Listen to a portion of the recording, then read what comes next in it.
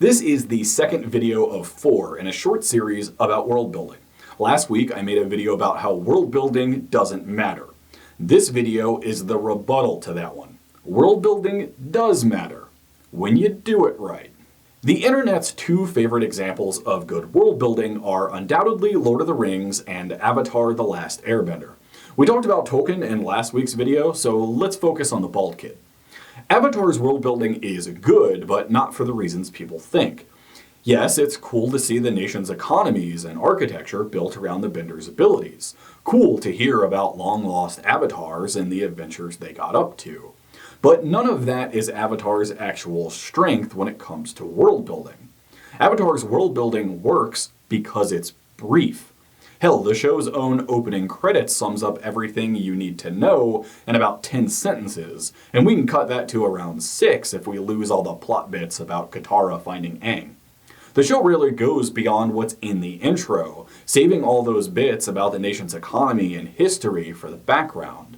They're incidental details we pick up, rather than major points belabored by the writers. More importantly, all that world building is in direct service of the plot, of Aang's journey and the forces that oppose him, of having to not only learn how to bend the other elements and the burden of what it means to be an avatar, but about the very world he is fighting to save. You'll notice I said good back there and not great. That's because as much as I love Avatar's world building and that show, the world building is pretty basic in its usage. It follows along the lines we expect when we come to fantasy. It's well executed, but execution alone doesn't make something great. There's more that world building can do aside from geography, nations, and cultures, though that's what much of the discourse around world building focuses on. Your world building isn't just the history, it isn't just the things found on a region's Wikipedia page. It's the setting of your story, the backdrops and props being used. One of the most important things that world building can help us do as writers is anchor things in the reader's memory. Like the bartender from last week's video, a name can only go so far, but a description goes much farther. Avatar does this a bit, the walls of Ba Sing Se come to mind, mixing both world building and description. We see this technique used in other places too. There's world building in the Voight Kampff test of Blade Runner, and the consequences of digging too deep in the mines of Moria, or in the parting words of Star Wars, "May the Force be with you." All of these things are world building, but they're story too, and their interweaving helps to lodge them in our memories years or even decades later. They help us tell towns, mines, items, and groups of people apart in the same way that describing a character's clothes or facial features can help us keep their names straight. The important thing, like with characters, is to never let the description get so long or involved that it dominates the story. The strength of your world building isn't just how deep it goes or how expansive it is.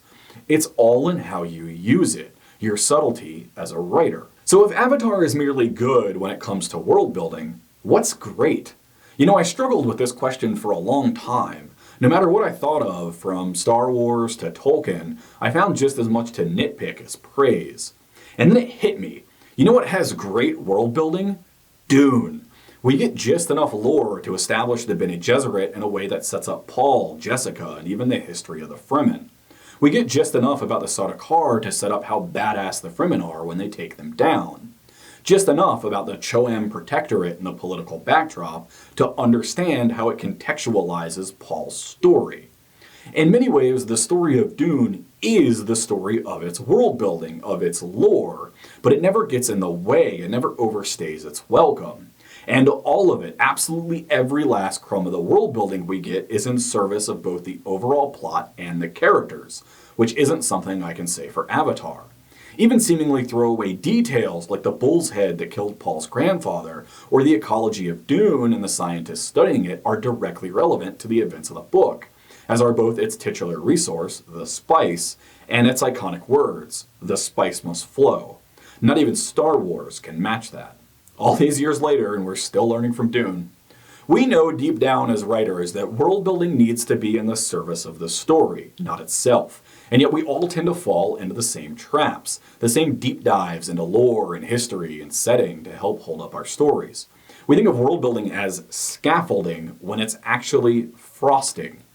Yes, frosting makes the cake go down sweeter, but build an entire cake out of frosting and you end up with a comedian's pie, not a story. World building isn't meant to support, it's meant to enhance, to make our worlds memorable, imply more detail that exists just out of frame, to make our readers want to dive deeper into our worlds just as it makes us want to write more about them. World building does matter when you do it right. I'm Michael Aguero. Thanks for watching. I wrote a short story called Already Dead that gets a lot of traffic but no sales, so I've made it free so people can get a sample of my writing. Link in the description. If you want to support this channel, you can do so by buying my stories on Google Play. I make these videos as advertising for my writing, so if you want me to keep making them, buy my books. Thanks for watching, and I'll see you in the next video.